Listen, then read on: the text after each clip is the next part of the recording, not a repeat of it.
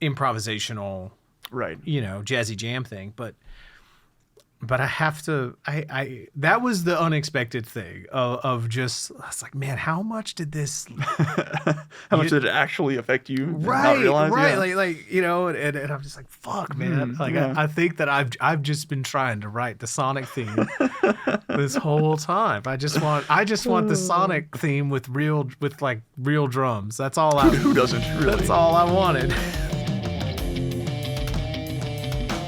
Episode 12, recorded October 14th, 2021. So what are we gonna talk about this week, Robert?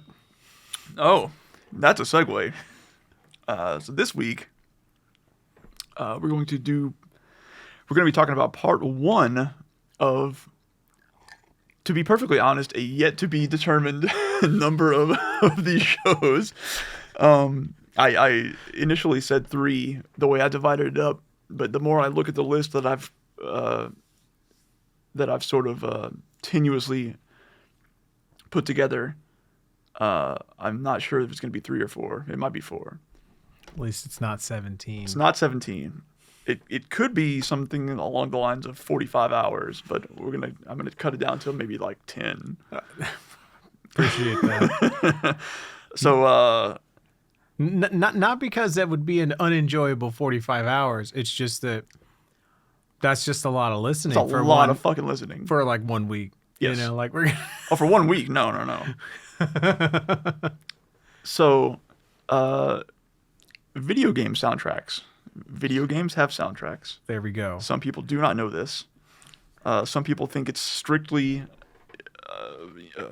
Pong doesn't have a sound. It's beeping. There's no soundtrack there. Pitfall didn't have a soundtrack. Oh, okay. It had a sound when you jumped over the right. Or when you jumped at all. Right. So, yeah. So this is. Let's put it this way.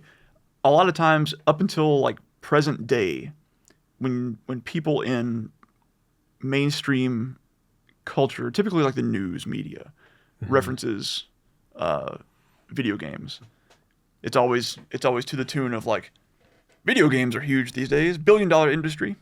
They've come a long way since Pac-Man. Okay. Still, 30 see. years later, see. that's been the thing for like 30 years, And okay. that idea is still very prevalent. Like, oh, so quaint. So quaint. So they say that like about like Ford. Like, like they say that about like the automobile. They've come a long way since the Model T. Right. They don't say that about any other industry. Yeah. You don't say that about, or any other of the entertainment industries. Yeah, because like what movie, come along, there was Citizen Kane, and I don't know. People do still call things the Citizen Kane of something else. So there is that, I guess. Well, you don't like talk about like, oh, movie theaters made however many billions of dollars or whatever. They've come a long way from the silent films. Right. Or it's become a long way since Thomas Edison's version of Frankenstein. Yeah. The talkies are really going somewhere. Yeah. I think these talkies might be here to stay. Yeah. We might finally be seeing a trend.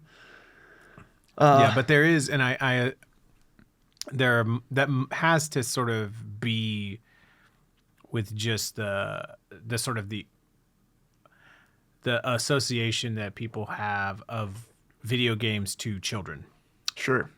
And yeah, even though like people in their 40s, like even though those children are now us, yeah, and we're knocking on 40. I mean, people in their 50s, grew up with Ataris and shit.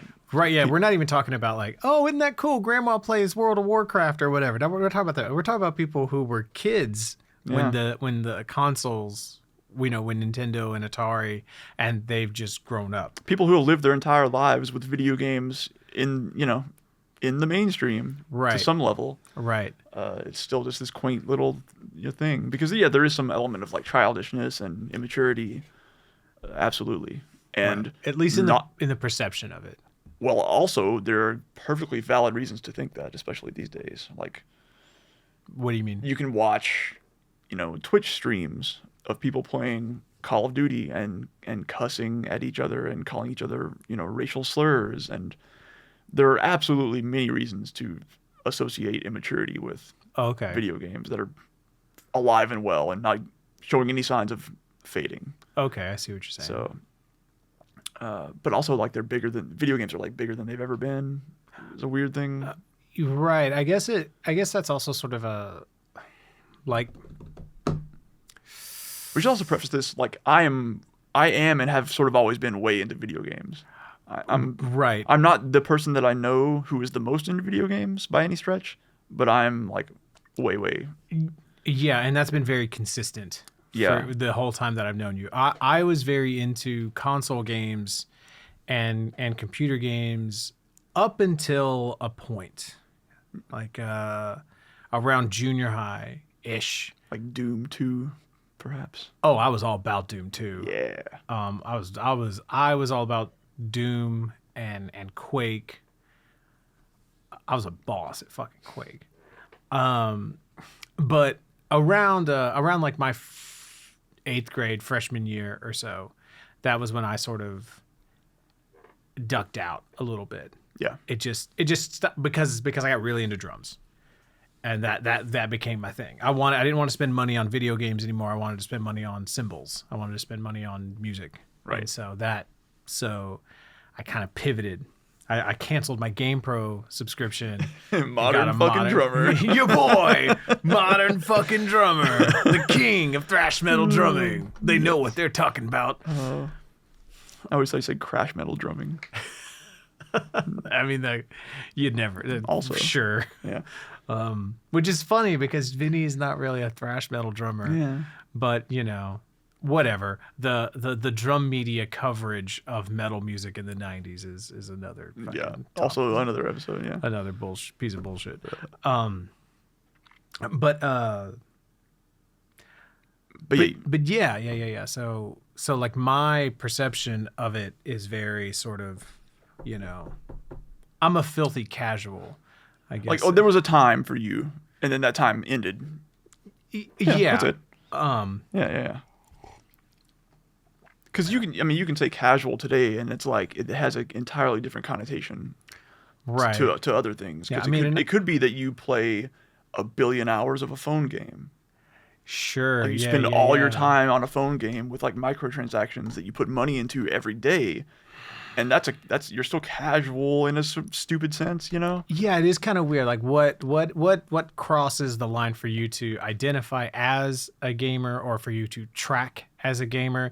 And I think that's really what changed when I'm talking about myself. I can articulate when that changed. Right. For me, whenever I stopped caring about being good at the games in relation to my friends and shit like that. Yeah.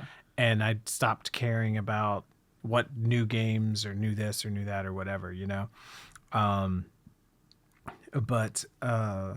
mean, I still play Skyrim. I still play, I've logged my hundreds of hours in Skyrim and Fallout and, and BioShock. But it serves a purpose in my life. It's not a craft. It's not it's not a thing that I go to for skill build, or you know what I mean? Like, it's not something I'm, Or it's not even like a persistent hobby. It's just a thing that every once in a while you're like, okay, I'm going to be really into this for a few weeks. Yeah. And so, but yeah, so you made 2 playlists. You made one that's on Spotify. Yeah, this is really like one big playlist, but I had to divide it up because some of this stuff isn't available on Spotify. Right. So there's half of it's on Spotify and half of it's on YouTube. Roughly, yeah. And I listened to it. I listened to it today. Okay. It was just immersed today, and I like have to say that I'm extremely curious to any of your impressions here, and I have reasons. Okay. But yeah, go ahead. Well, I have quite a few. They're not as, because it's been, like I said, I've been tracking drums. It's been a really, really hectic week, so I didn't have time to listen as deeply as I would have liked to. If there's one to not listen as deeply to, it's going to be this one. Okay. So, but I am thoroughly amazed at how unique and enjoyable and unironically fucking good all this music is. Yeah. So that's Cool. That's the first thing. Cool. Good. I'm glad. Is that this shit is undeniable. It's just it's like this is you put all this together. It's like this is some of the best music I've ever heard in one place in the past year. Like this is all Sweet. so well put together. It's so well performed. It's so well composed, and it's unique. It's very engaging, but it's also so damn enjoyable to listen to. And I don't know that there's any other style of music that gives as much to you as the listener and asks for as little. Yeah, okay. Because Yeah. you don't have to, because it always has such steady like tempo, and like it's so whatever, like the variations in it are so consistent, or the things that are varied in such subtle ways, is what I mean. So overall, it's consistent. So there's part of the reason that is the case is because you got to think about this is stuff that's playing over Right. a video game level that you might be repeating for hours, right. if not days. So it has to be written in such a way that it can be like immediately, something can grab you. It can be recognizable. It's like an earworm, but it needs to be repeatable endlessly, really, Right. and not get old. I mean, it inevitably does, but within reason, it needs to not get old. And still be enjoyable and still be impactful, because some of the stuff is written with the game in mind. Right. Right. So not all of it. Some of it might be written before the game even exists technically, because the order that the shit happens in varies studio to studio. Oh, sure. But yeah, it's got to be written so that you can enjoy it while you are playing the game. And so maybe some of that ties in, or maybe, but yeah. Yeah, and it seems clear that a lot of those things that I'm saying about it are a reflection of the constraints put around it for it needing to serve that purpose. And so it's not the only thing that's happening, so it doesn't need to do the things that other music needs to do to keep your attention. Right. It doesn't need to be as dynamic. Right. It doesn't need to, have a lyric that engages you emotionally. It doesn't need to have a part that's like so fast and so heavy and this so intense. It doesn't need to do all that. Totally. Because that's what's happening visually and sort of interactively as you're playing the game. So the music is almost like the like the balm that's sort of The lubricant. Yeah, but I think the things that make the style of music so unique are a direct result of the constraints put on it. Agreed. And yeah, so that's one of my impressions. The other those early ones, like the Sonic music and the like Streets of Rage one, that's just fucking wild. And so it really, those really struck me because like I want to know more about how that music was recorded and how it was performed, because I have a sense that even though that music's electronic and and those percussion parts are electronic, like I have a feeling of someone at a keyboard, playing, not someone programming a loop to do that. Like someone played all those parts, and there's this human little rub in some of it. Like, and so that was really fascinating to hear. Yeah. There's a little bit of human imperfection in the performances, even though the sounds themselves are so artificial. Yeah, like they're clearly sounds from a sound bank somewhere. Right. But yeah, how did they get into the recording? That's the question. Right. And I honestly don't know in most cases, but I can totally see that being the case. Yeah. And so that's so like there's that, and then there's also the aspect of like I have to wonder how much because so much of this music, I mean, I was consuming it because I played so many fucking video games from, you know, like the age of like 6 or 7 to like the age of like 16 or 15 or something like that. So it consumed hours of my day every day, Right. more or less for that time period. Right. You know, so because I was listening to this, I was like, this is how I tried to write small deal songs. Like I wanted small deal songs, and then when we recorded, I wanted it to function in this way of here's cool melody A, here's cool melody B, here's cool melody A with some different layers and a different little thing put in. Here's cool melody B, you know, and then, you know, like I wanted it to function sonically almost the way that video game music did. And then live you take and you stretch it and unwrap it so that it's this big improvisational, Right. you know, jazzy jam thing. But I have to, I that was the unexpected thing of just, I was like, man, how much did this, How much did it actually affect you? and right, not realize? right. Yeah. Like, you know, and I'm just like, fuck, man. Like, yeah. I think that I've just been trying to write the Sonic theme this whole time. I just want the Sonic theme with real drums. That's all Who doesn't really? that's all I wanted this whole Honestly. time, and I didn't know. Fuck. That's a great point. Oh man. Yeah, I mean, there was definitely some of that for me that I like realized over time. Because like you, I played a shitload of video games when I was a kid, and I probably played Streets of Rage 1 when it came out, like 1991 or 92. And so I would have been like 8, I guess, 8 or 9 years old probably. And I remember like knowing that melody to that intro track and humming it to myself and knowing it, but like I didn't know that it was good music until way later. Right. It wasn't until way later I was like, oh shit, I'm listening to this now. I just knew it for years and years. Right.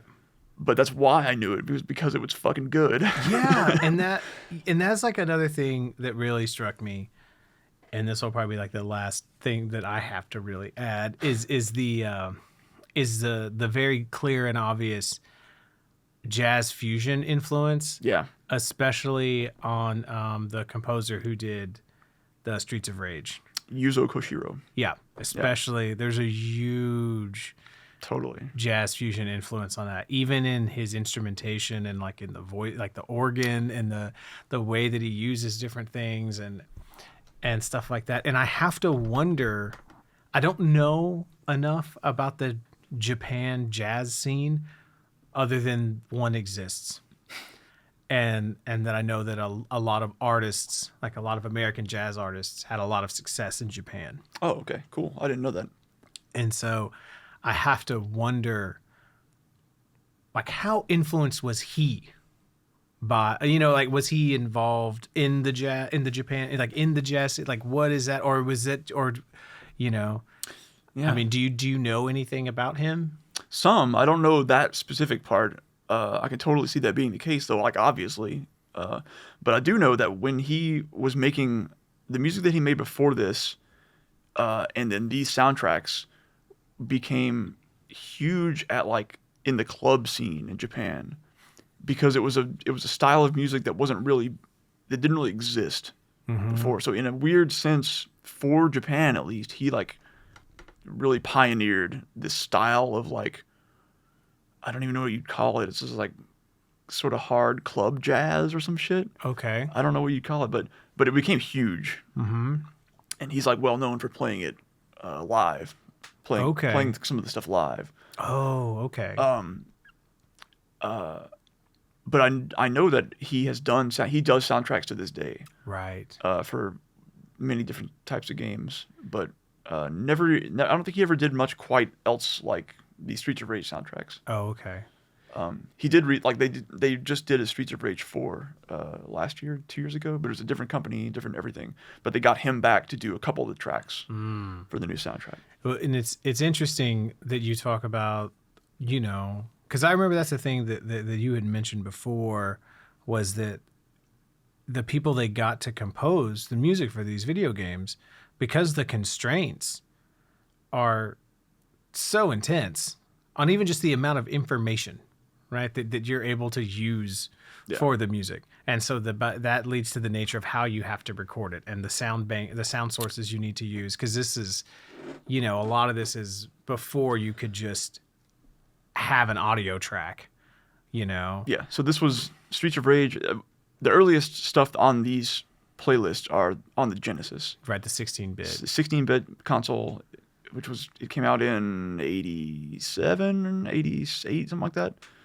And I do know that for the Streets of Rage stuff specifically, and probably the Sonic stuff too, and a tons of other games, these consoles back then had like specific sound hardware. Mm-hmm. The Genesis was a Yamaha chip of some sort, and you had to like basically know how to program for that chip to be able to write music for it. And it was the same for the SNES, whatever chip that had.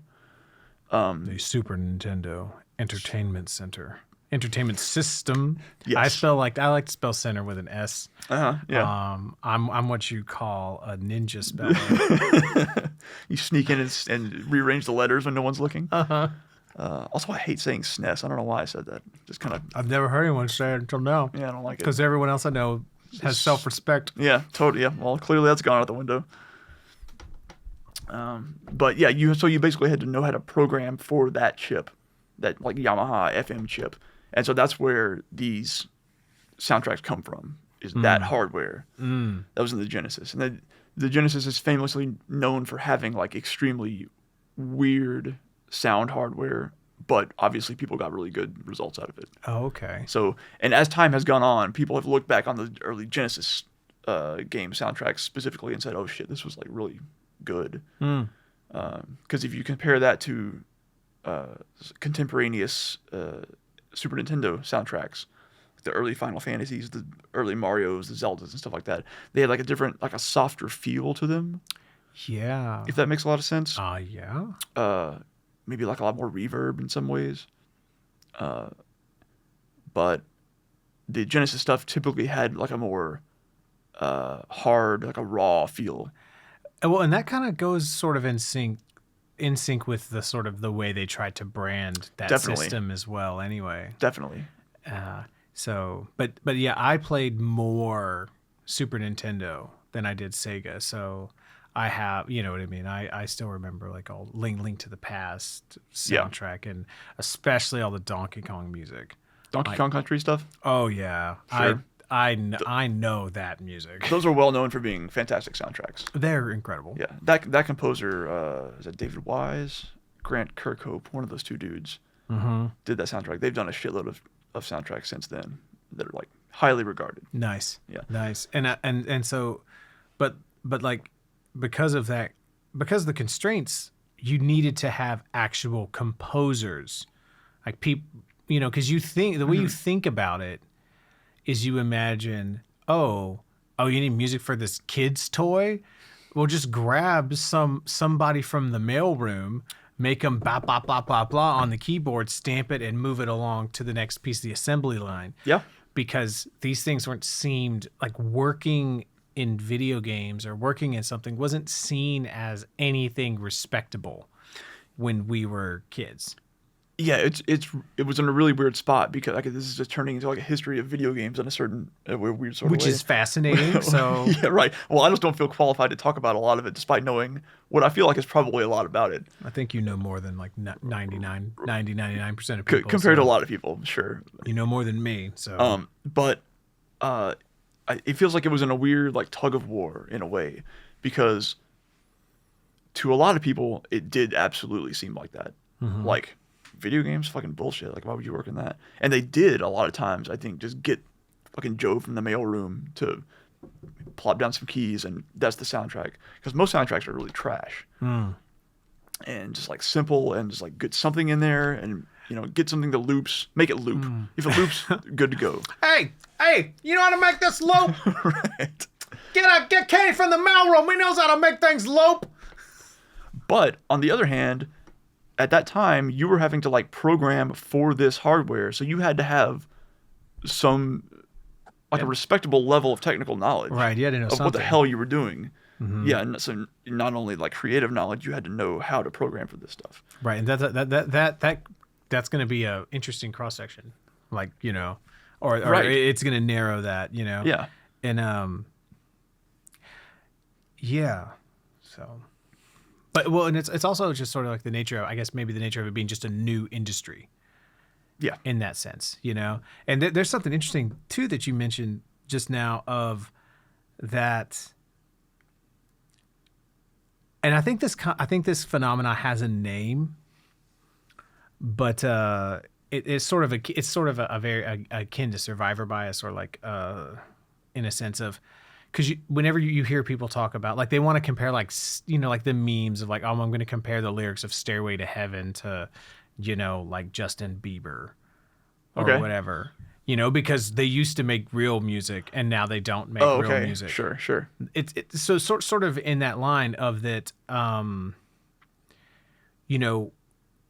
when you're 20 years removed from something, the stuff that is still known is usually going to be the best stuff that has had the most impact. Yeah, it's like naturally filtered out over time. Right. Yeah, Yeah, it's been naturally filtered out, and so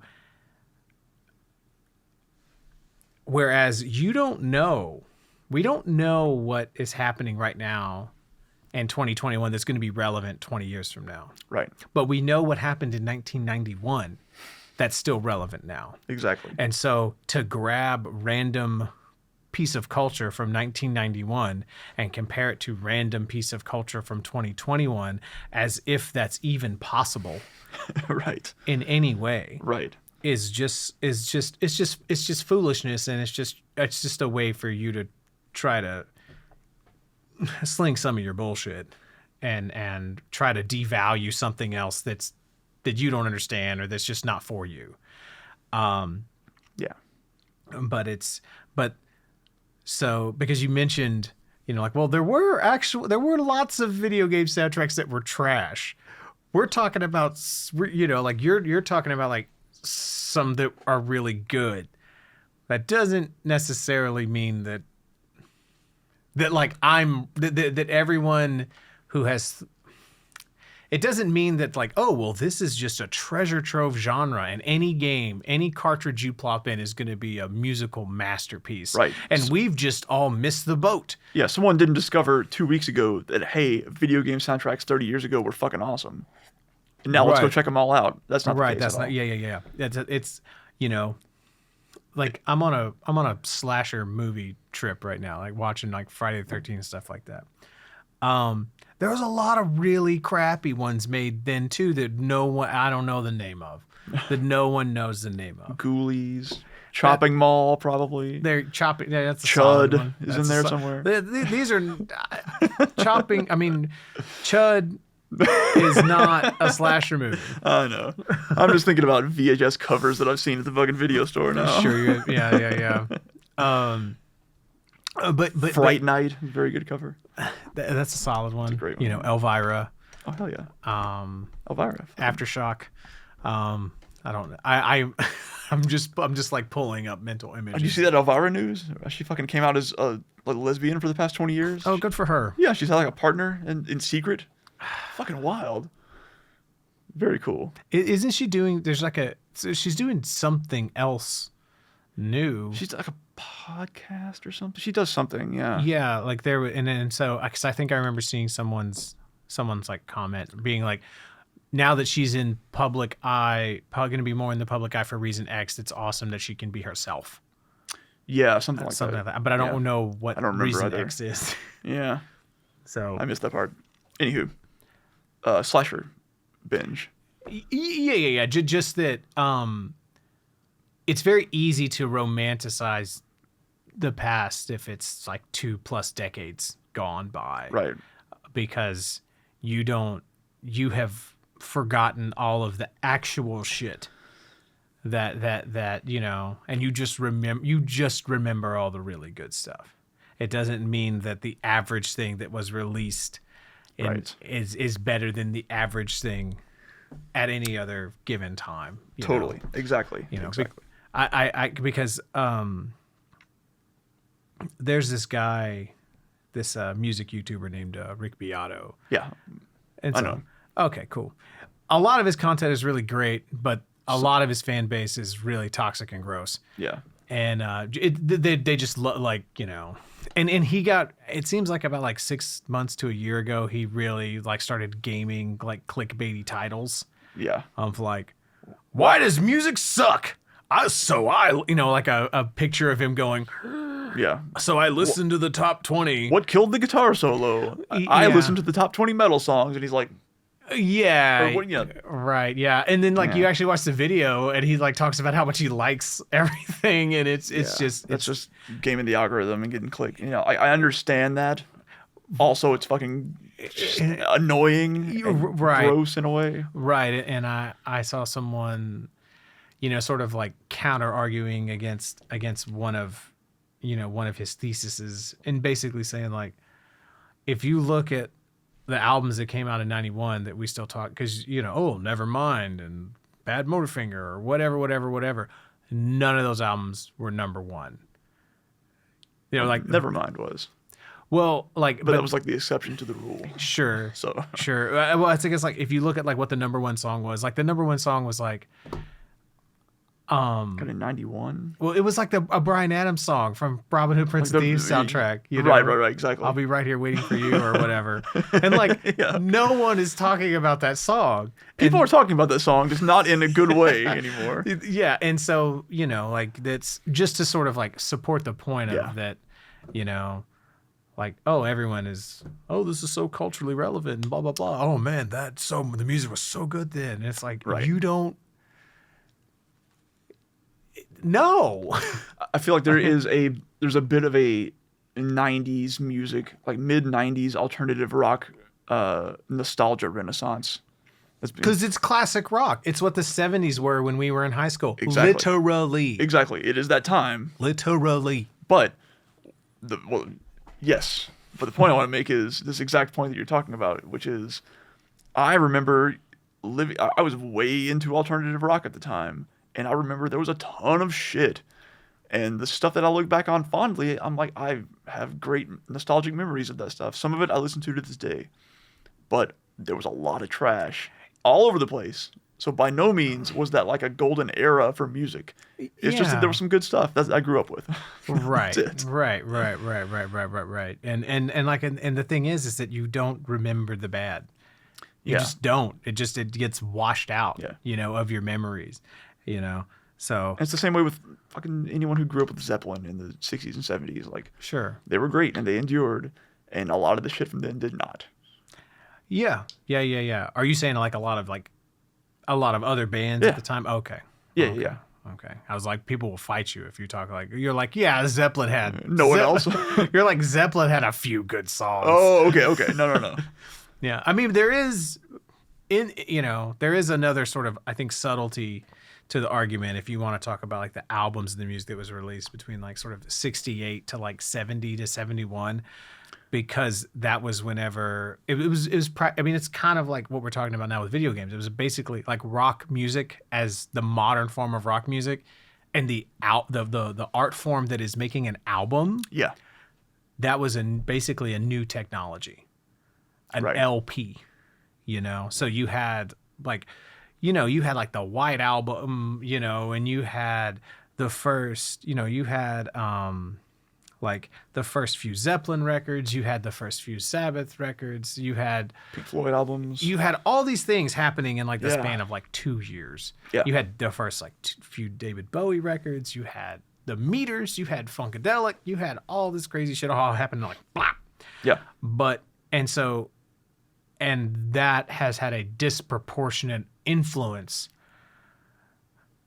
than any other random 2 years, I guess you could say. But it's because it's at the beginning of a new medium, if you will, which is albums that are not collections of singles. Yeah. It's, you know, so. Yeah, that makes sense. But that's my hot take on that shit.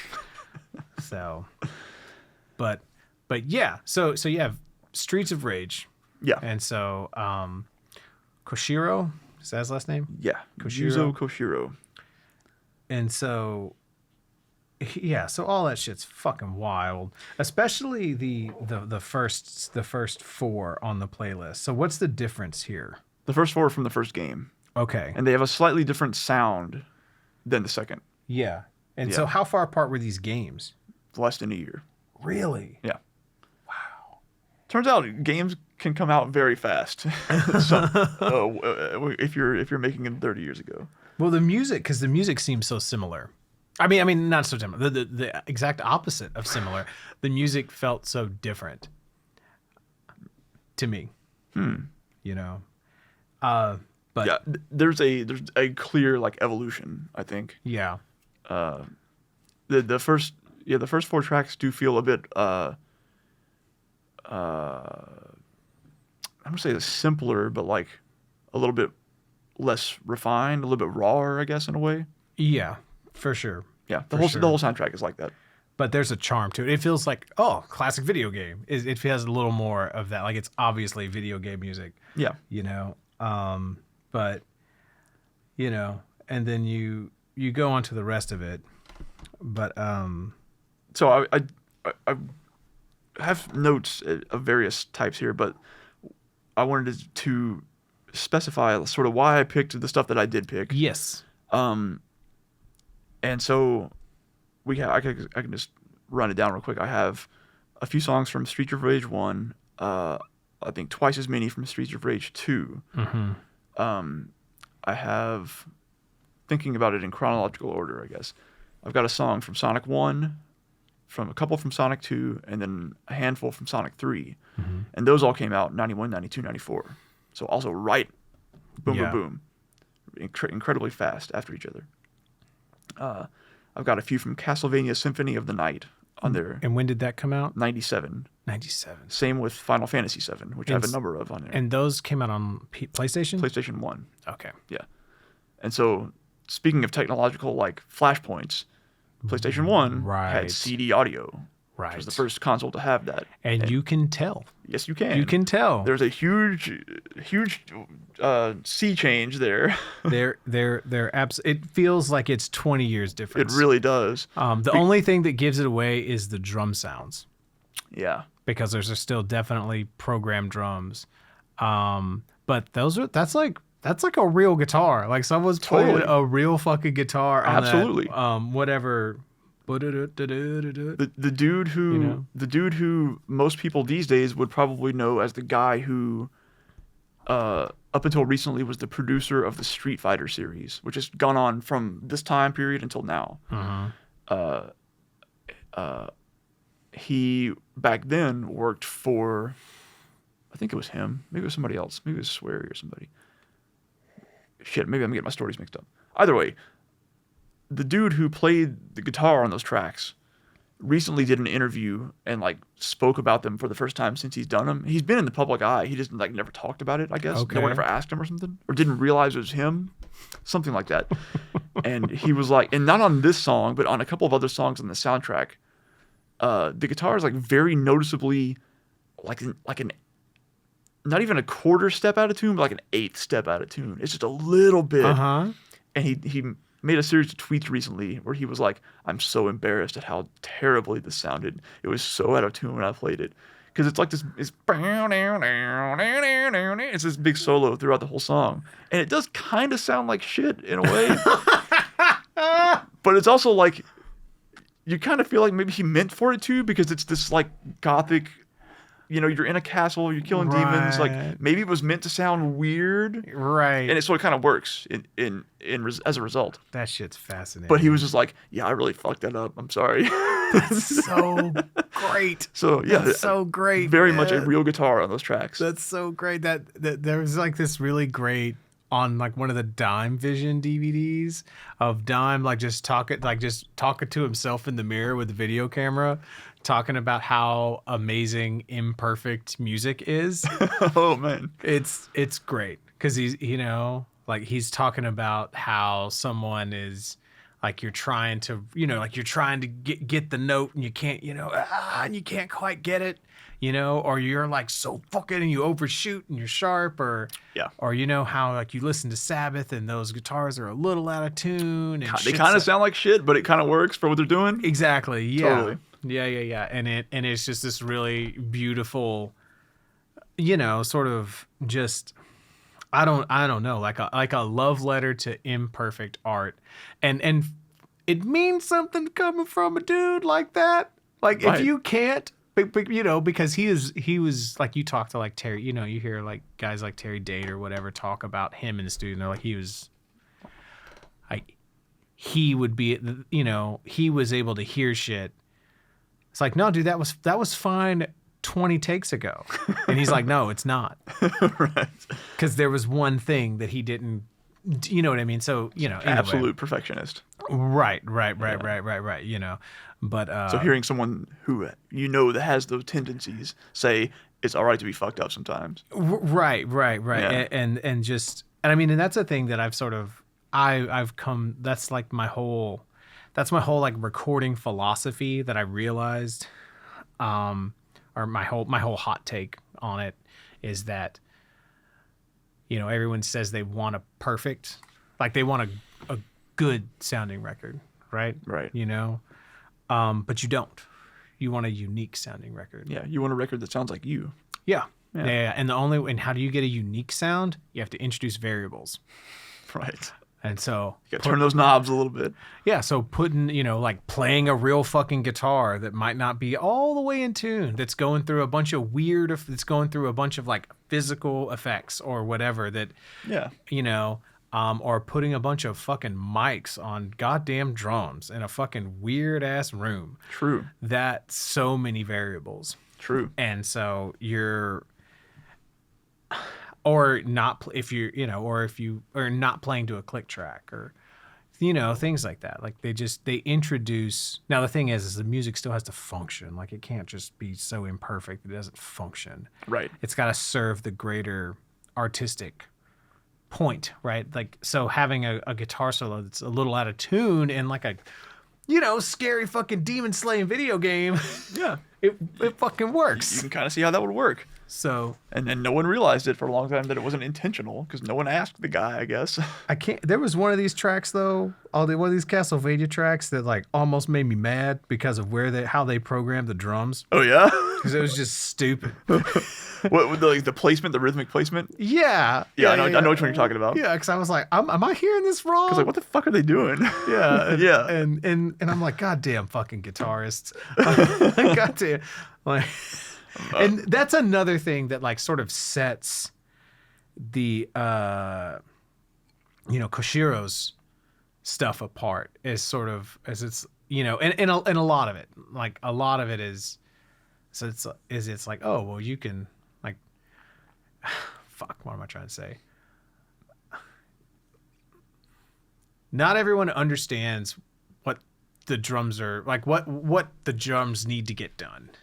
And sometimes they will use the drums less as an establishment of how you're supposed to move to the music, and they use it as if it's another compositional color. Right.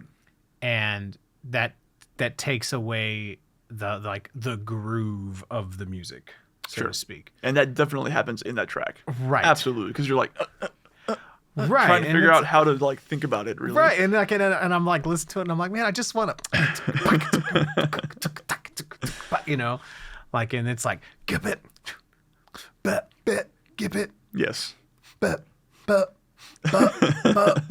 give it, and it's, but I've worked with guitarists and like or people who like program a drum track for you or something like that, and they have that approach, and it's like, it's cool because sort of like they're thinking outside the box compositionally, but it's also, like, it's almost like I wrote a guitar track and I just had it going, and I didn't even have it playing notes.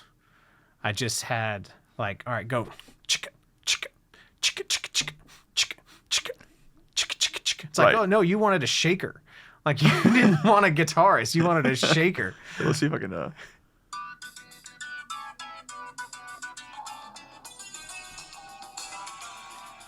Yeah. 'Cause, like, Yeah, it's like, oh, dude, you know what? I'm gonna make this group pop. I'm gonna hit on the fucking E of 2 right. and the of 3. Yep. Yep. It's like, no, dude, you gotta have tension and release. You can't have just tension. Just all tension all the time. So that brings me back to the reasons I chose these songs, and that specific reason is sort of part of this. So a few of the reasons. Number one, every one of these games that I chose, like, because somebody might listen to this and say, well, where the fuck's Zelda? Where the fuck's Mario? Sure, you know, yeah. not on here because, number one, I didn't own a Super Nintendo when I was a kid. You bitch. I played it, yeah, exactly. Fucking coward. Coward. You poor coward. Like, I played it at friends' houses or whatever, but it didn't have that effect on me. So, right, like, it wasn't part of your experience. Exactly. So this was shit that affected me, is special to me, has nostalgic meaning, all those sorts of things. Number two, more to the point for this, is that I tended to favor rhythmically interesting tracks on these soundtracks. Because I could have put any number of tracks from pretty much any of these soundtracks on here, and I would have found interesting shit about them, because these soundtracks to me are like completely amazing. But I tended to find things that I thought that you might find interesting. Oh, okay. Whether good or bad. Obviously, we can go both ways. Clearly. I think most of it was good. So when you put this on here, you're like... I didn't know. I didn't know what you would think about it. But I knew that it was like, he'd probably have something to say about this. He's going to say something about this. Yeah. Oh, that's funny. So that was definitely a conscious effort there. Whoa, how funny.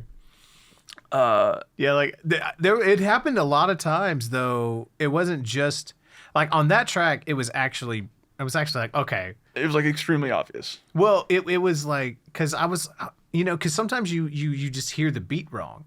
Like you listen to that happens to you, right? Like you're listening to a song and all this, and you're like, oh, the downbeat. Oh no, I'm feeling this shifted over a beat. I'm feeling this on the downbeat. I'm feeling the downbeat where the upbeat is, right? Right. That kind of stuff. That happened with a number of these tracks. Yeah. And then, and then you just sort of key into the melody and you're like, oh, okay, there it is, right? Like, stop listening to the snare, listen to the melody, and then there's the phrasing, right? But, so I thought that had happened when I was listening to this one. I was like, oh, no, okay, hold on. If I could kick this shit back, hold on. Let's go back to go back to the beginning. And then I was like, listen to the melody, and I'm like, okay, yeah. It's like, there it is. There's the phrasing. And I'm like, oh, fuck you. What is this? What even is? Stop. So yeah, so along that line, like I said, there were a lot of other tracks on here that I could have put on here, but they just weren't as really interesting in some ways, because some of the stuff that I put on here, they can function as music on their own. It felt like most of this stuff really did. Yeah, most of the stuff I chose partially for that reason, because some of the stuff is just like background ambience that I still, in my mind, identify very heavily with like those games and having played them and all that stuff, but they don't really lend themselves well to like, let's talk about this thing, because there's really not a lot going on there. I understand what you're saying. Yeah, right. You need, any good score has a certain amount of incidental music. Yeah. That is just sort of not... You don't have the theme of Star Wars playing the whole fucking movie. Exactly. Like every time someone goes to open their mouth. Every time anybody fires a laser, draws a lightsaber, it's just the fucking main Star Wars theme. Oh, shit. Just keeps starting over and over again. It just keeps starting over, and then it stops for a second. Blah, No Imperial March anymore, just nothing main theme. Over and over again. And yeah, the final reason was these were just good songs, good tunes. For sure. On the whole. For sure. And so Castlevania came out in 97. Yes. Okay. That is crazy. Yeah, that totally makes sense, because of saying that the PlayStation had CD audio, because there's such a huge jump there. Right. And you'll see as we go forward with these other shows that I have planned out, there are very clear like delineations. So like most of the 80s, nothing had soundtracks because there just wasn't room to do it on the cartridges. or whatever. Like arcade games had soundtracks. Oh. Home shit, like virtually never had soundtracks. Really? Very very rarely. Just like in the title screen. Sometimes. Yeah. Like sound Okay. effects maybe, but even then you'd have sound effects that like played over each other because there were only so many sound channels to work with. Oh.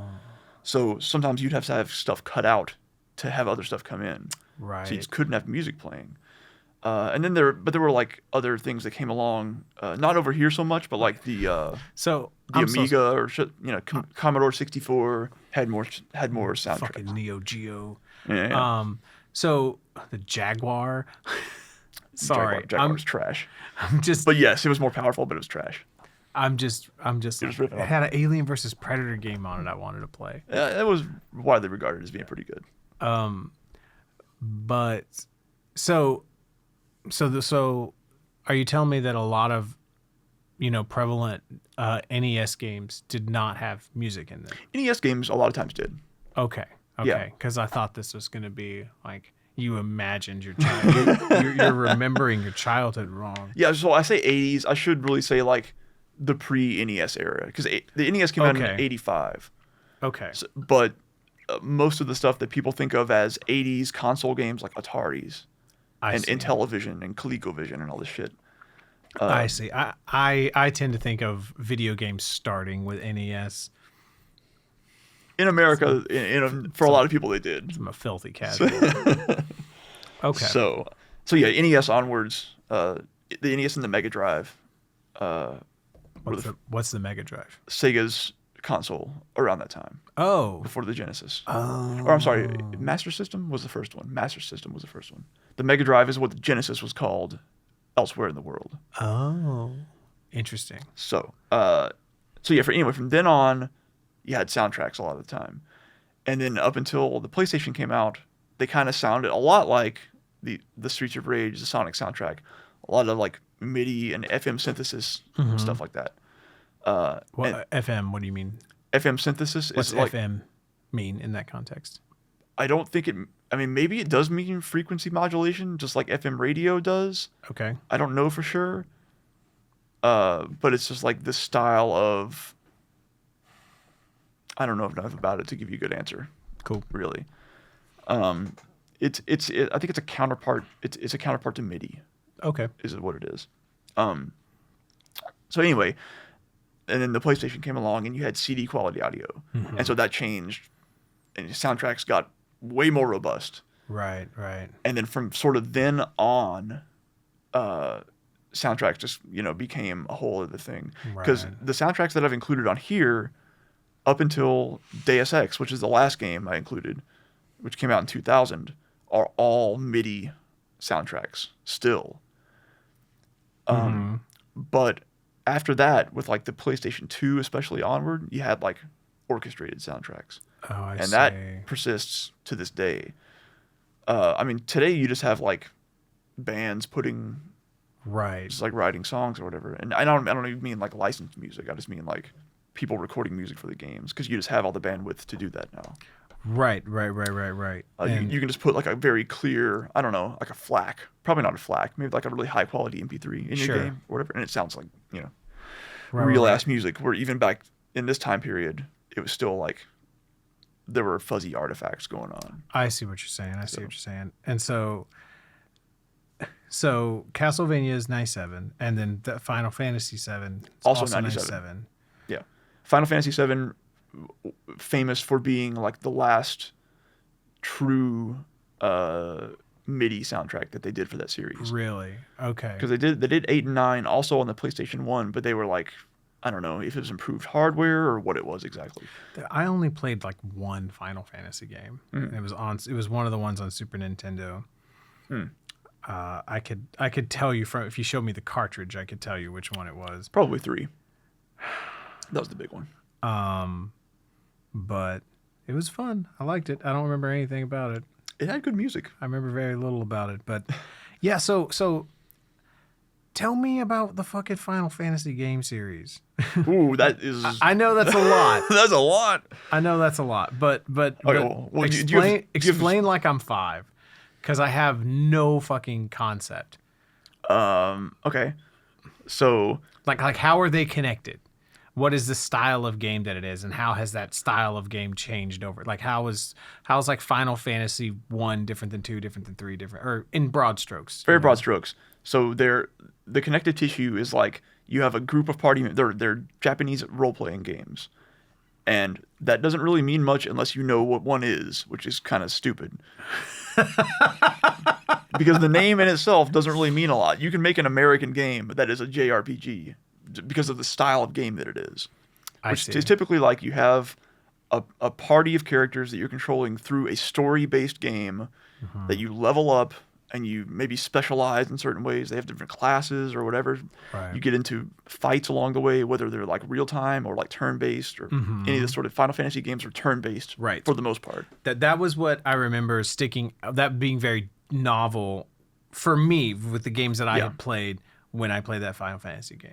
That was very, especially back then, it was like very much a hallmark of Japanese role-playing games. Okay, so that style, that's Japanese role-playing.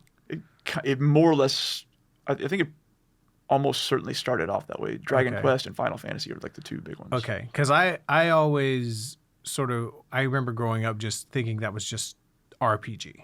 Like, I remember Super Mario RPG on SNES was like a similar format.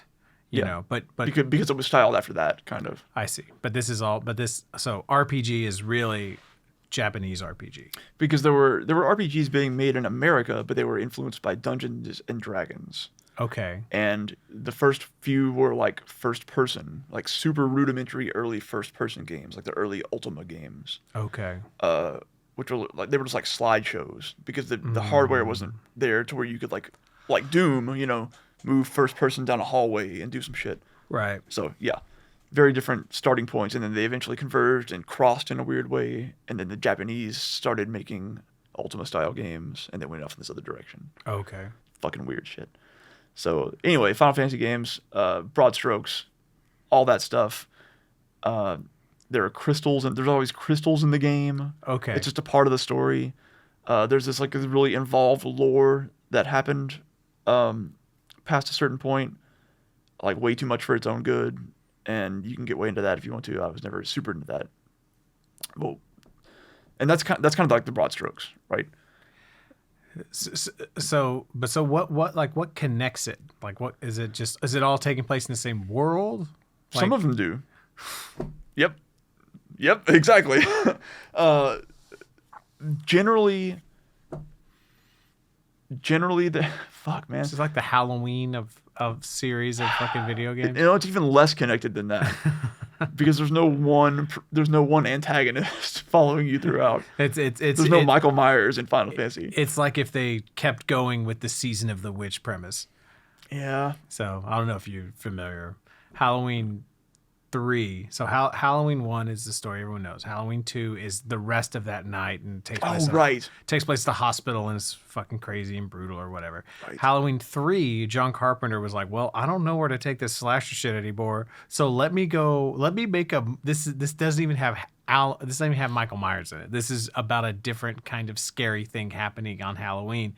And that was what he was trying to like make a Halloween anthology, and people were pissed. And then every subsequent Halloween movie had Michael Myers in some form or fashion. Right. So Final Fantasy is if John Carpenter had hit gold with Halloween 3 and just like, well, maybe we'll do Michael Myers, maybe we won't, but we're going to keep calling it Halloween. Here we go. Yeah. I don't even. I'm stretching real hard. Yeah, it's such a stupid question to have to try to answer because like there is no real. It's like the loosest of possible connection. So are there characters that connect? Sometimes. Rarely.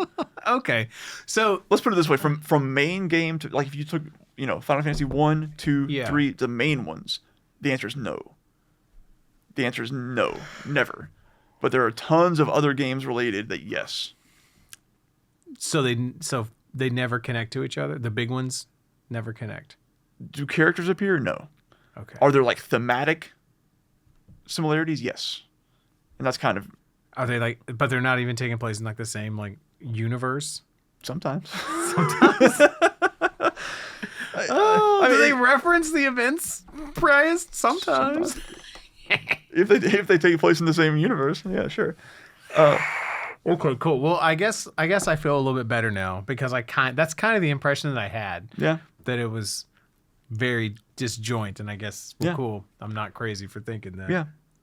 I can explain a little bit about what makes 7 special though, because that's kind of like widely known to be a lot of people's entry into the series. Okay. And kind of the most popular one, in as much as, but like to the point that they are in the process of remaking it now. Like the part 1 of X number of remakes came out 2 years ago, last year, after people have been asking for it for decades. And that was, I played that and that was great. Okay. But they're going to do like 2 or 3 more of them. And that'll finish in like 2040 or some shit probably. Because that's taken forever to happen. And so they're like remaking. So the Final Fantasy VII was like a game when it came out, a full game. It was just a long game.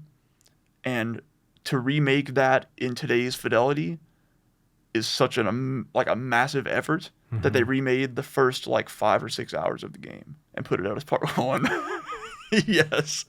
Yeah, exactly.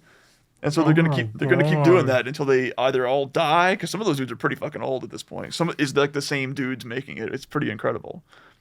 Because like what other medium does that happen in, right? Yeah. When does like Led Zeppelin come back together 20 years later and put out Led Zeppelin 4 again? That doesn't fucking happen. I mean, there's some thrash bands who have tried to do that.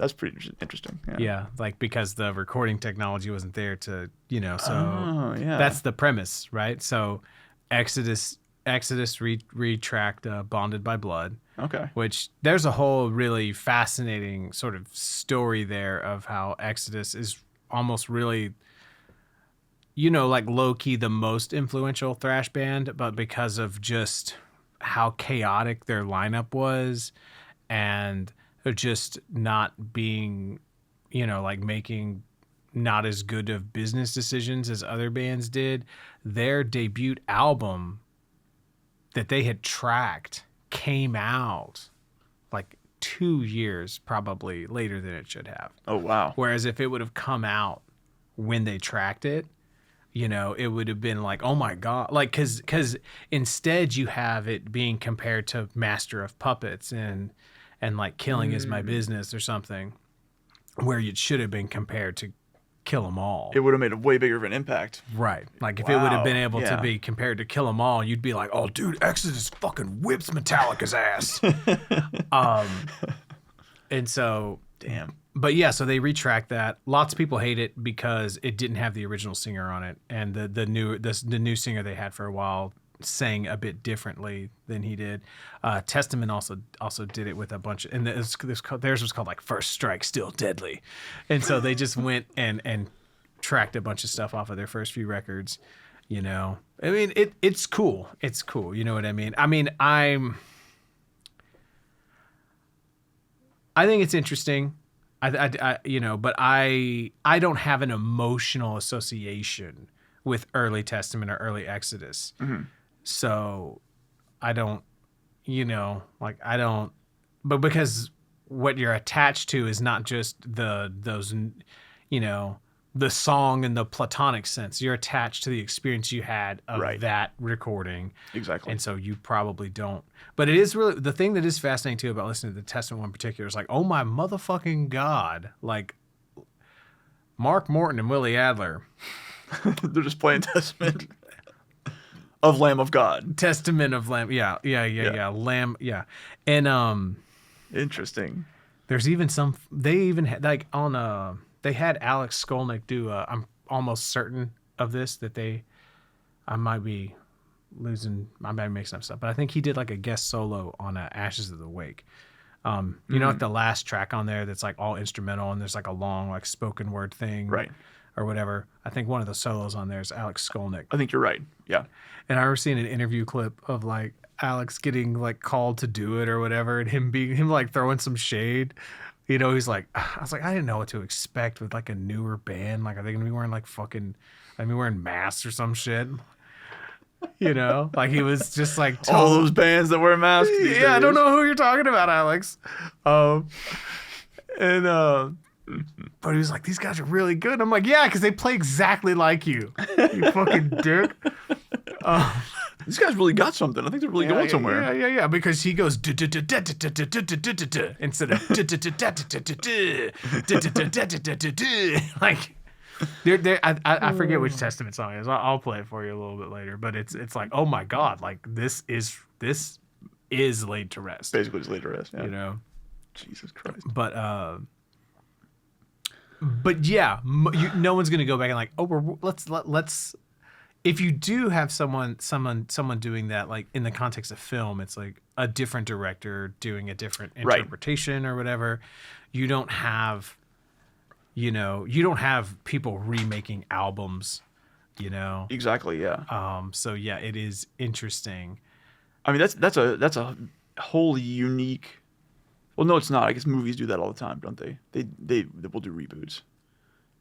But no one ever. But not like a remake. Not like we're gonna frame by frame reshoot this with better sound and better cameras.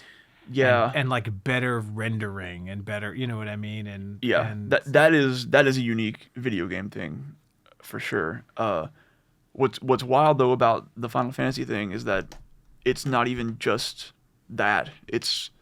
They've actually changed, or the whole thing's not out yet, so you don't know, but the way that things have gone, they have made changes to the story to sort of comment on the fact that over time, people's perception and expectation have changed how they think about the story. It's this whole meta thing that could turn out to be really fucking stupid, but it seems like it's pretty cool so far. wow. So it's a pretty ballsy thing, if nothing else. It's risky business. Yeah. It's like if the CG Jabba the Hutt in Star Wars was, giving Han shit about, you need to just let things be. You can't go back and change the past, Han. Yep. That's exactly right. So. Oh, that's a phony premise. Yeah. All right. So. Fuck. So that's basically what's happening there. Anyway, long story short, the game was really important for a lot of reasons, and it's very, very good. And it happened to have one of the best soundtracks. Probably my favorite soundtrack, bar none. That soundtrack, is this the whole thing? No, there are like 90 tracks on this track. Okay, cool. Well, thank you. And there are like 10 on there, maybe. There's more than 10. Okay. But thank you for your editing prowess. Yes. Because 90 is a lot. Yeah. But this is what blew me. What struck me about this was just how all over the place it is stylistically. Yeah. And how well done all of it is. And there's all sorts of these weird little influences and whatnot, like on I don't know how to pronounce this, but Aerith's theme. There's almost like a hymn, like the melody is. It's like it kept like I was like I couldn't quite put my finger on it, but I was like, it reminded me of like some old hymn or something. Then he did his fucking job, because that's exactly what he's supposed to be going for. Well, there you go. Now, the one that really cracked me up was this. The last one? Yeah. Yeah. Okay. That's the outlier on that soundtrack. For Is sure. it? Yeah. Is it? So, do you know why it cracked me up? No. Oh, okay. I thought. No, I would love to hear that. All right. I thought maybe you.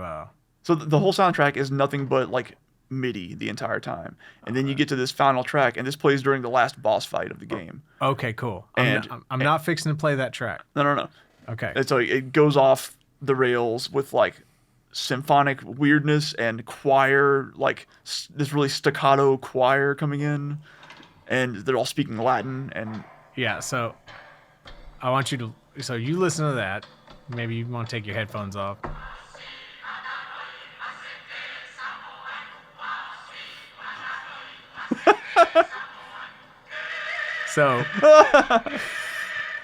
So okay, yep. So that's that. I heard it, and this is what I thought of. That's pretty much it. What is that? It's the soundtrack Nice. to the original King Kong versus Godzilla. Man, Dude, I wonder if that's a direct reference then. That could well be. it might be. Dude, Akira Ifukube was a badass motherfucker. The guy who did all the Godzilla movies. So yeah. Interesting. So now there is a little interesting. There's a little tidbit there. I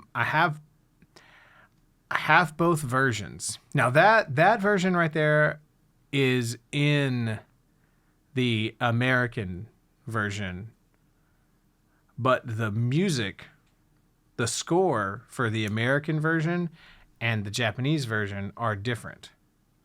For those films. Okay. But that song might be the same in both. I would have to double check. It did say that was composed by Akira Ifukube. Yeah. Man, I'm blanking. There's a Godzilla podcast I listen to a lot, and I'm trying to like split the difference between saying his name, how it's pronounced, or how it is spelled, and how they. And my brain's just not doing a good job right now. But yeah, I'm curious to go look now and see if he has given if Nobuo Uematsu is the guy who did the Final Fantasy VII soundtrack. Mm-hmm. If he has ever made reference to that explicitly. I'd like to know. Yeah, because that's pretty fucking spot on for that first part. It's pretty there. But the song, I don't think we said, the song that we're talking about is One Winged Angel from the Final Fantasy VII soundtrack. Yeah. So, yeah, like, I mean, it's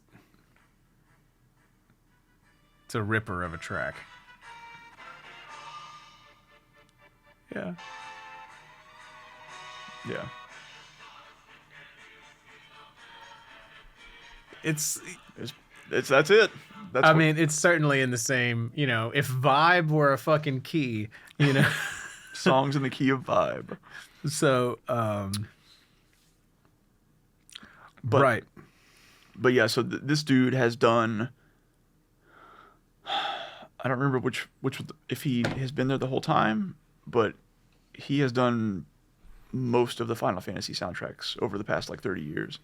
And he's got like a rock band that he's been touring with for like 20 years, playing this shit. Wow. With a live band. And I would love to go see him. He's like super old, but he's still doing his thing. It's pretty fucking cool. But yeah, nice. he's like one of the best in the biz for sure. He's okay. known for being incredibly talented. It's really fascinating to me that it seems now are these two guys, Koshiro and this cat, are they outliers, or is it like really common for these composers to have a live component? That's a good question. I think it's probably more common than not. And yeah, that feels different than what I would expect, because I don't think about like John Williams or Hans Zimmer or the guys from Stranger Things like having a fucking rock band or like having a band that they go and tour with. I mean, John Carpenter does. Yeah, he plays bass, but he's weirdo. But yeah, man, like what one thing does John Carpenter do like fucking anybody else? Right. So, but also that's kind of a different, like, Williams, that's symphonic music though, right? They don't really do, and this isn't symphonic, but it's also not rock music. It's like something weird. I guess I just mean in someone who's, or even like a Danny Elfman or whatever, like someone whose job is to score. Yeah, is to sit in a room by themselves and orchestrate, compose, music to serve a purpose, to serve someone else's art in some capacity. Right. And so you don't think about. I mean, the guys in Stranger Things did have a band, but you still don't. I guess I've never heard. Shit, what's the guitarist in Radiohead's name? Wrong guess and wrong dude. Shit. Anyway, he scored a lot of films, and I don't think I've ever heard him go on tour and play his film scores. Or like Mark Knopfler has done a shitload of films, like did the Princess Bride score. I don't think I've ever heard him do the Princess Bride score in concert. And who does he play with again? Dire Straits. Thank you. I should have just known. Yeah. Oh, Robert said a name I don't know. It's probably related to the Dire Straits in some way. Probably so. But yeah, so maybe that makes more sense to me. Is like, yeah, guys who have done that, who have like scored a film. Right. You don't hear them go and play in that. Whereas like these guys will go play this shit live. Right. Yeah, and that's. I wonder why. Yeah, that's an interesting question. It's really fucking interesting. Yeah. Yeah. I guess another point to everything I added on here, except for Deus Ex, are all Japanese composers. I guess they are. Yeah. Castlevania, the Sonic games. What about this Buck Bumble though? Yeah, so that was like that's just a sort of example of the stupid shit that just happens sometimes for a game soundtrack, or for only the title sequence specifically. I don't know where that fucking came from, but it sort of had a weird resurgence over the past like 5 or 10 years of people going, "This kind of fucking rocks. It's kind of a bop, you know, or you know, whatever. This kind of fucking rocks." Yeah. Like, hey, remember the shitty game from like the 90s? Yeah, it's kind of cool actually. Yeah, it has. It's I was like, oh, how about that shit? It's weird. The Pictionary one is even funnier because like that dude, you can go find a number of his like title themes on YouTube videos, and the comments are always the same. They're always like, "Dude, it was just this shitty game, and you went this fucking hard on the soundtrack. What are you doing? What's the matter with you?" Because like the comments on this Pictionary, this is the Pictionary for the NES, and the title theme just like rips. It just fucking goes places. Yeah, and it's just Pictionary, yeah. and so all the comments are just like, "Dude, it was just Pictionary. Fucking chill." But and a lot of his other videos are similar. Don't be such a tryhard. Yeah. That's amazing. Oh, that's great. So sometimes you just find weird shit like that. Maximum effort. Yeah, exactly. And so the other one we haven't talked about is Deus Ex. Yeah. And so this came out in 2000, you said. And this, man, there's a fucking vibe to some of these tracks, man. Yes. This was like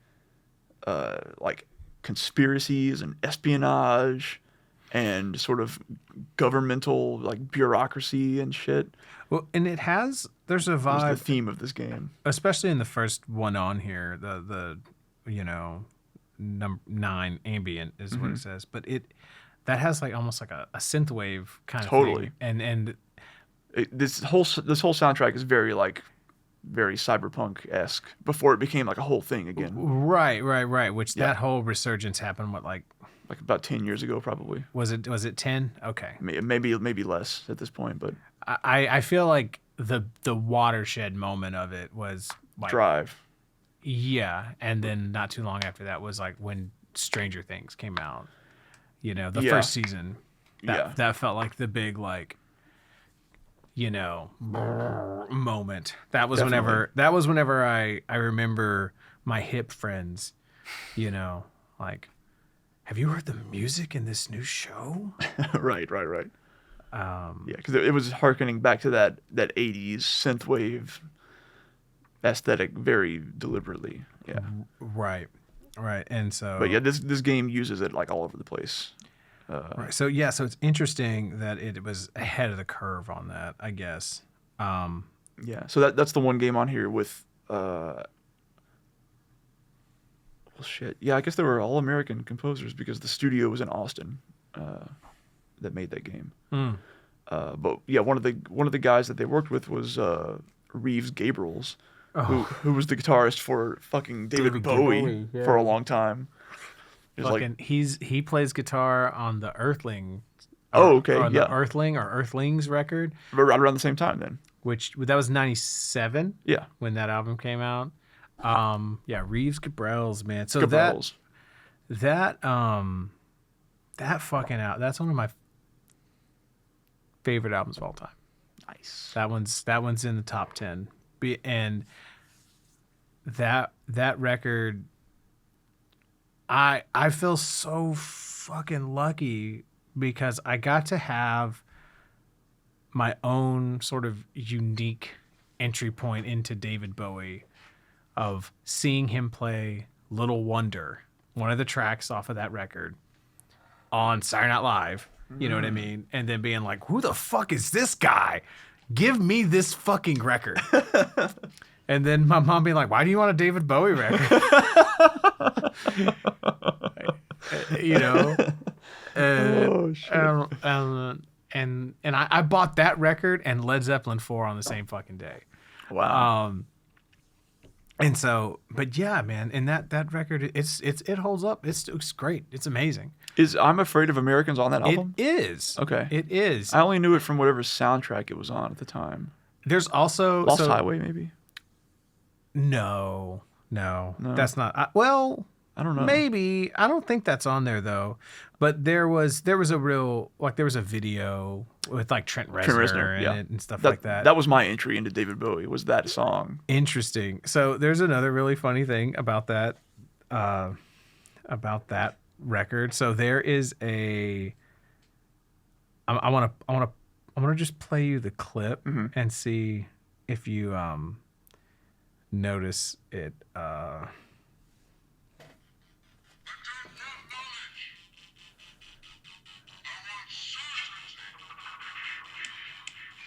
That sound familiar at all? It does, but I can't place it.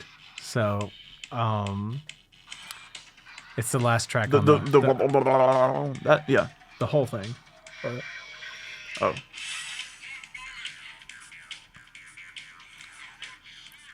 So Yeah. Anyway, that was used in a sequence of King of the Hill. Like Bobby Hill gets into some bullshit, and it's like you hear, "I don't want knowledge, I want certainty." Boom, boom, boom, boom, boom. You know, like he's doing like a runway or like fat. I don't remember what it is, but it's some and I Okay. But yeah, it's a killer fucking record, man. Oh, I've never listened to that album. I'll have to go back and check that out. Yeah, I mean, it's very clearly like, oh, this is, if you wanted to be like cynical about it, you're like, oh, this is David Bowie's techno record. Sure. But it's a lot better than David Bowie's fucking blues rock record that he had done a few years earlier, Tin Machine or whatever. So it's a really nice, I guess at the time though, I remember hearing it, I thought it felt all techno and drum and bass. Uh-huh. And now I can really hear, cause I was like fucking 14 or whatever. Now you can really tell the blending of those elements with the rock band, with the acoustic drums and everything. And I think it sounds fucking amazing. Cool. But yeah, good old Reeves. So Yeah. Reeves was involved in. He did a number of tracks on that album, yeah. Okay. But along with I weirdo. think there were like four primary composers, including him. Okay. So it was a bit of a group effort. Him and his fucking Parker Fly. Yeah, exactly. That was how I first knew of him, and probably Bowie too. Was the fucking Parker Fly ads. And he had his boa. Yep. You know. Exactly. Note to self: if you want to be famous, play an instrument that the company wants to sell to kids, and then make sure you have something distinguishing about your look that people can describe in a few words. Oh, you mean that guy with the boa? Oh yeah, Reeves Cabrels. That's how they get you. You know, so That's how they remember you.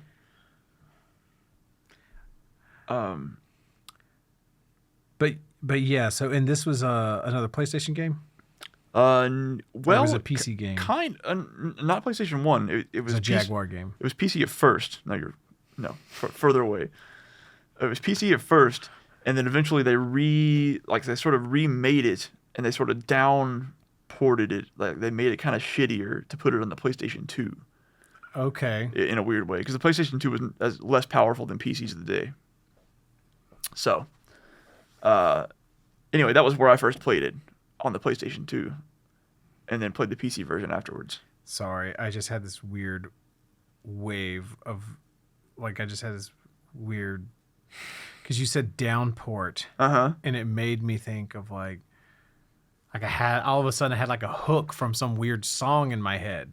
I was like, what is this? Like, it's like downporting, and I'm like, what is and then it clicked to what it was, and I was like, oh, it's down breeding, and it's a Stuck Mojo song. Oh, okay. Uh-oh. There's some problematic Stuck Mojo songs. If anyone has ever been a fan. But if anyone's interested. Is that actually what that fucking song is called? But so sorry, that if you just, that's what, yep, there it is. Last track, there it is. Down breeding. Oh, man, I didn't make that up. Oh, boy. Yeah, okay, so they downported. Yeah, they downbreeded it to the PS2. I don't know. I guess that checks out there too. Honestly, no, because I know the lyrics to this song. It's different. Okay. Well, I don't know what that means, so never mind. They have other tracks on that record, like "My Gun Control's a Steady Hand." Yeah. The most glaring thing. So this is again this is a record, Pig Walk, which Devin Townsend produced, so it sounds amazing. And I remember that, yeah. And he has there's some cool backing vocals that Devin does that are just amazing. But there's one song on here, like there was this weird thing that happened in the mid to late 90s where all these metal bands were really mad at grunge. That whole chestnut, Yeah. And it's like, we're the alternative to the alternative, and like all this kind of shit. And so all the verses are just him talking, like making puns and talking shit on all the alternative bands, Yeah. Like, you can paint a silver chair and you can do this and that. It's top shelf cringe. Oh boy. But there's a few good songs on this record, though. Pig Walk. Anyway, whatever. Downporting. Fuck. God. It's exhausting to be my friend. I just, and I understand that. Oh. No, I got to think about Stuck Mojo for a few minutes. So it was worth it. Yeah, it's I was thinking about fucking Stuck Mojo like a day ago. No, you weren't. Yes, I was. Do they have an album called Rising? They do. So I was thinking about the Doors lyric, Mojo Rising, which he says, in I forget what song that is, but it made me wonder if they somehow pulled that name from that lyric. I doubt it. Because Jim Morrison just goes, Mojo Rising, like 10 times in a row. The cover of that record is a championship wrestling belt. I remember this, yeah. I remember this. And there's songs about like pipe bombing political buses and shit like that, Like there's a song called like Crooked Figurehead, which is about Bill Clinton and shit like that. Which it's like, yeah, dude, yeah, politicians suck or whatever. Yeah, like no politician is absolutely clean, sure. But I don't know, man. There's like when you get like mad enough to I don't know, man. I mean, at the time I was like, oh, that's cool, because I really liked Pig Walk, but I got that record. I got Rising because it was like, oh, it's the next Stuck Mojo record, and I listened to it a lot, but I just didn't like that vibe as much.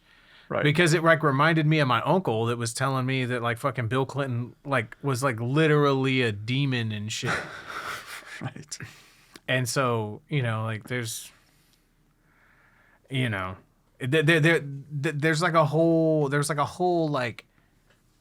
a difference between being like, man, I didn't vote for that guy. Fuck that guy. Fine, sure, whatever. But like, no, this guy is like evil. Yeah. And everything he says is a lie. But the guy for my team, everything he says is true. Even though I don't know either one of them. Yeah. And like, I'm fine, man. Like, you want to like criticize the profession of politicians. Sure. Yeah. There's plenty to do there, but you can't. I don't know that there's anything you can criticize the left for that you can't also criticize the right for. None of them is on your team. Yeah. There's no reason to root for one specifically. Yeah. Well, I don't know. I mean, there's a reason to root against one. for sure. Yeah, I mean, I will always vote as left as I possibly can. So and like the United States in 2021, that makes me a Democrat. Yeah, definitely same. And so, you know, but I don't follow. That's what I mean. You know, like I don't, you know, like I don't support. It's like, well, it's like this is the guy that's gonna be most likely to do the shit that I want to get done and not do the shit I don't want done. Yep. So I'll vote for him. Yep. You know, so you should treat your. I'm of the opinion you should treat your politicians like they're shitty employees, not like they're generals. Yeah. You know, or preachers or pastors or whatever. Yeah. But yeah, so like there's some, you know, there's some primo triggered white dude lyrics on those Stuck Mojo records. But then they're like, well, I'm going to get a black guy to sing them. So this is okay, right? Right. Weird. So, but it's just it's very like triggered white dude triggered white dude lyrics. So, but I hear Rich Ward's a nice guy. You know, I don't know, man. That fucking killer guitar tone, I'll tell you that. The fucking guitar tone on those records is fucking top tier. Yeah, I remember being like, oh shit, that sounds pretty good. So anyway, what a fucking digression. I didn't really think about. I didn't really expect to be talking about Stuck Mojo this much. It said everyone ever. Said anyone, yeah, in the past 25 years. I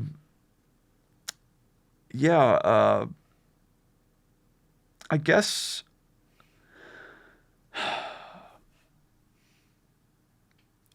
I pretty much brought everything up. I think we sort of covered everything that I wanted to cover. I guess a couple things that we didn't really touch on very well, kind of did here and there, but like the I guess we did cover that.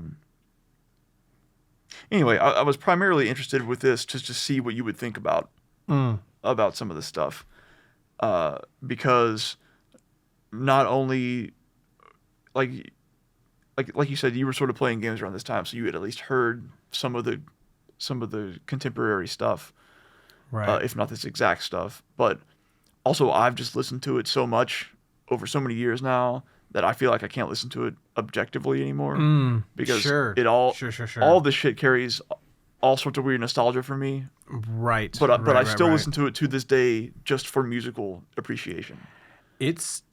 Yeah, I mean, I think I'm going to keep listening to it and maybe and try to make like some sort of more detailed observations, because I wanted to do that. I just didn't have time. Yeah. This week. And I got it to you kind of late too, so. That's true. And then I was like, I'm not going to like fucking make notes on my phone while I'm driving.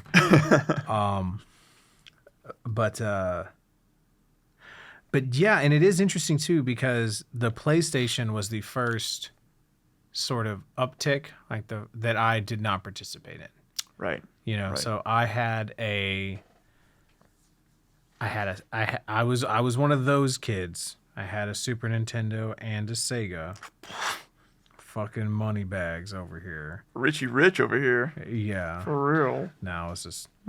You know, my mother was really traumatized by the death of my father, and so was I. So if she could, like, do some shit that would, like, make her fucking kid smile, she did that. So I had more shit than I should have had. But it's what led to me being the kind of music fan that I am, because I was able to collect music. I was able to, you know...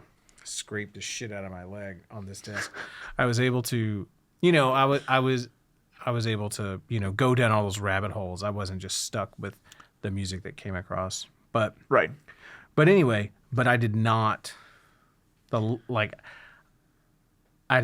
PlayStation I had a PC, so I got involved in like, early PC games, not early PC games, but like Doom and shit like that, especially the first person shooter stuff. Yeah, yeah. And then the next, I didn't buy another console. Like Xbox 360, probably. Yep, that was it. Yeah. That was it.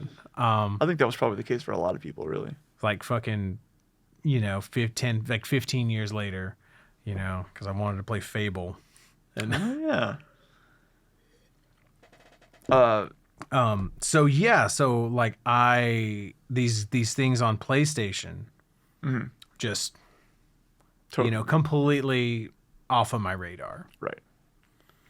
So yeah, this is it's really interesting, and then and I guess like I said earlier, that is the thing that really just struck me, is that how just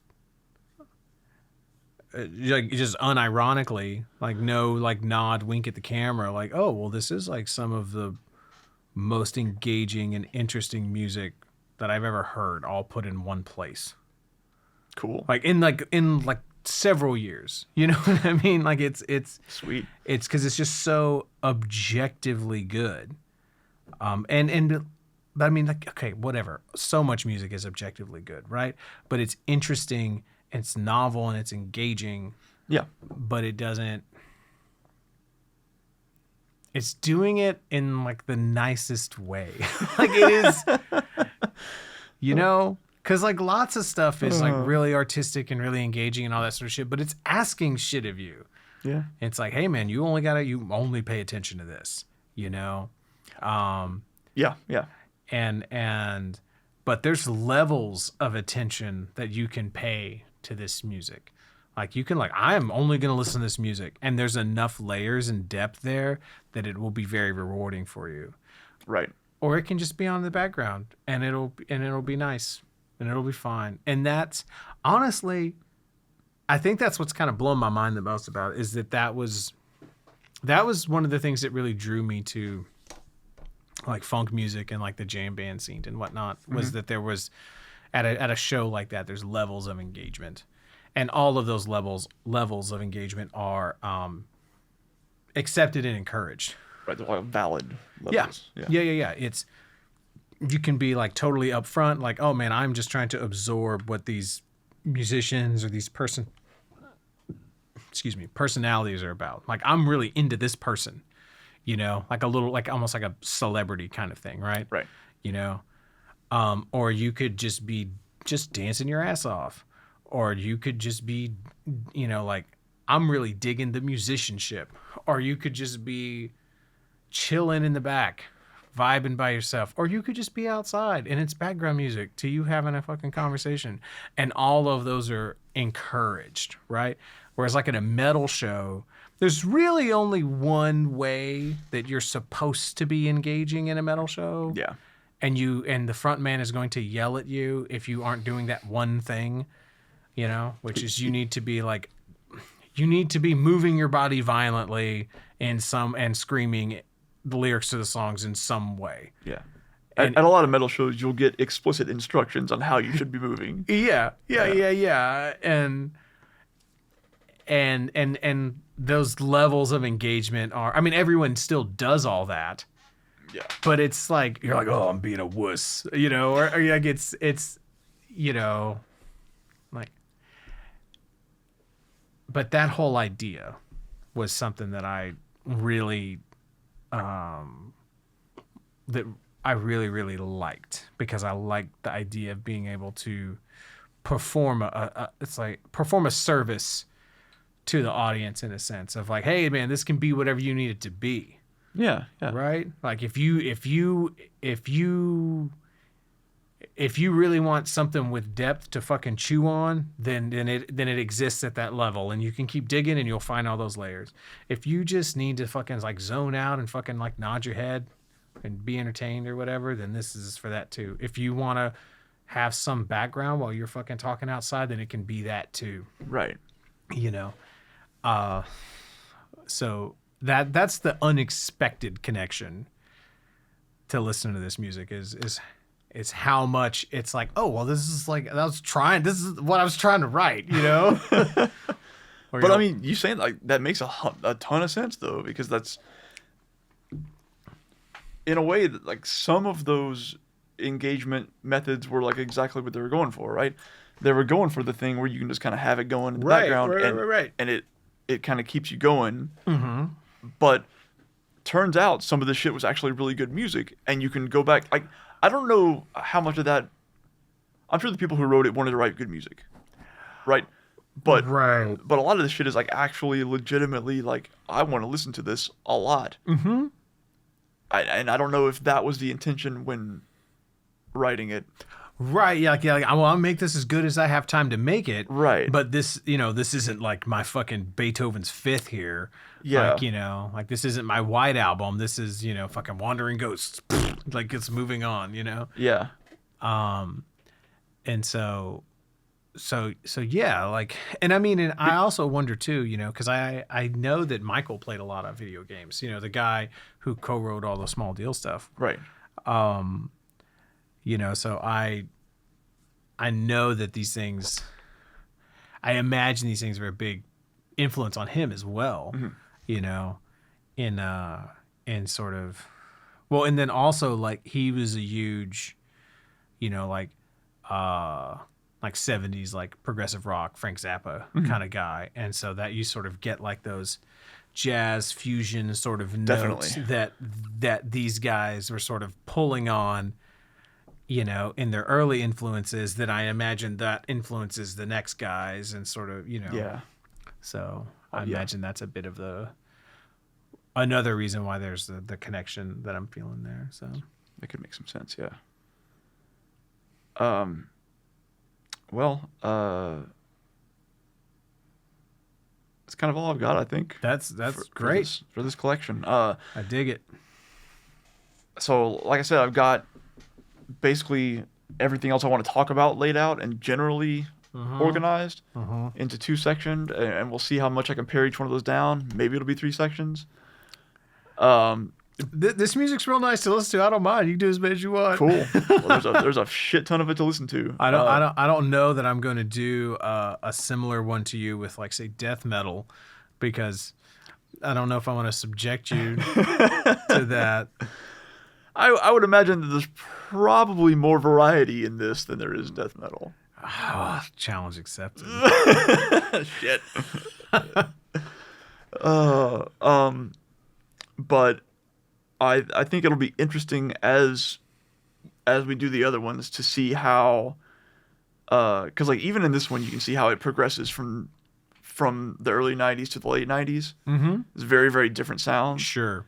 And not so much in the next set, but later on you'll see how things come back around to how they started out here in like a very big and direct, interesting, and in some ways even more impressive ways. I'm excited. So it's a pretty fucking cool, like trying to sift 30 years of this shit out. Right. Is not. Yeah, it's been a lot of video games. Right. And that was part of what my notes were, that we sort of did touch on, was like, why I decided to choose all this stuff is because like a lot of it meant something to me on a certain level. So there's any number of other things you could choose for this. There's a lot of really good music and games out there.